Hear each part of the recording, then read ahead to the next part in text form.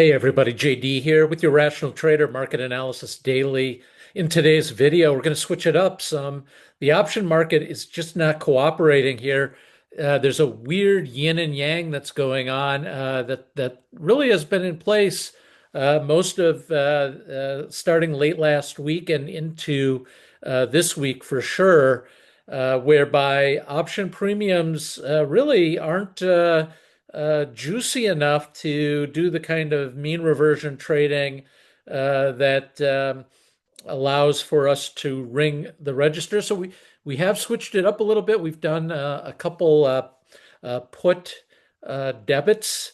Those actually, by the way, in Lowe's and TJX last night are moving in our direction throughout the day after opening up higher in the morning. The weakness in the market today, I think the skittishness around the Federal Reserve and Jackson Hole, the Federal Reserve Open Market Committee minutes that came out this afternoon, has everybody really, I should say not everybody, those in the camp of hoping for a definitive rate cut in September, I think are looking in the mirror and asking the right questions. So, because option pricing isn't what I'd like to see, there are no, and also the volume of earnings reports has slowed to a trickle. I couldn't find a good mean reversion trade for us to talk about today. So I'm going to talk about the 2025 trade of the year for the rational trader has been volatility. You can see on this one-year chart in volatility, at the end of last year, starting in November, I talked about expecting, and this was right after the election, when volatility actually faded down into the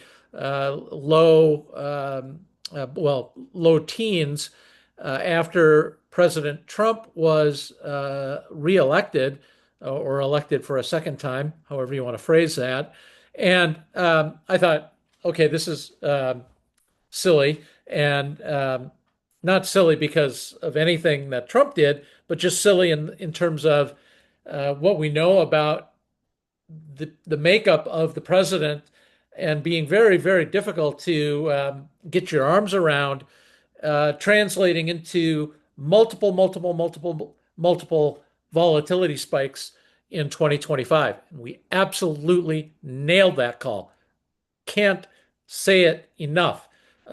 Volatility spikes are absolutely definitively the trade of 2025. And it's not just the spikes, but you can ride the way down as well.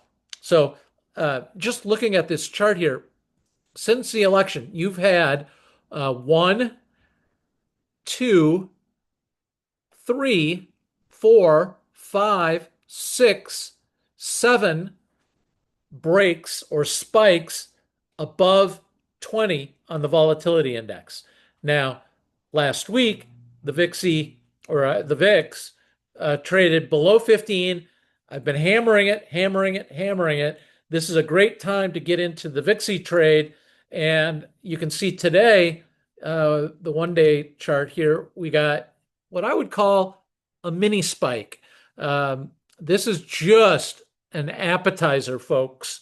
This is not the spike that I'm holding out for, which is why I did not close my VIXY position, managing a small, very small $20,000 401k for a friend of mine. 100% of that portfolio is in the VIXY right now. I did not sell it. Could have had a nice profit, short period of time, but I'm looking for a spike above 20. Why? Well, I just explained that. We've had 7 of those such events since the election in November. I believe we're going to get another one here, and it could happen within the next 30 to 60 days, or maybe even sooner. So I should also add, I did add that I was going to explain that when we had this volatility spike on Tariff Liberation Day, there was an opportunity down in the 30s here where we started trading the fade of volatility, right? For every spike, then there is a fade. And so we went into the SVXY as well. So you can make money on both sides of this trade. And if you're not, you should be. And like I said, we're getting another opportunity here where I think we're going to get a spike above 20. I'll probably fade that spike especially if we get into the high 20s, anything between 25 and 30 on the VIX.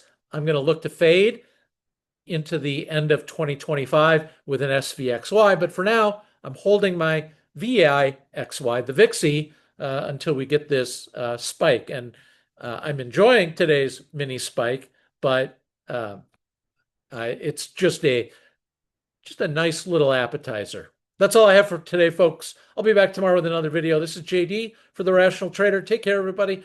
Good luck with all of your trading, and I will see you all tomorrow.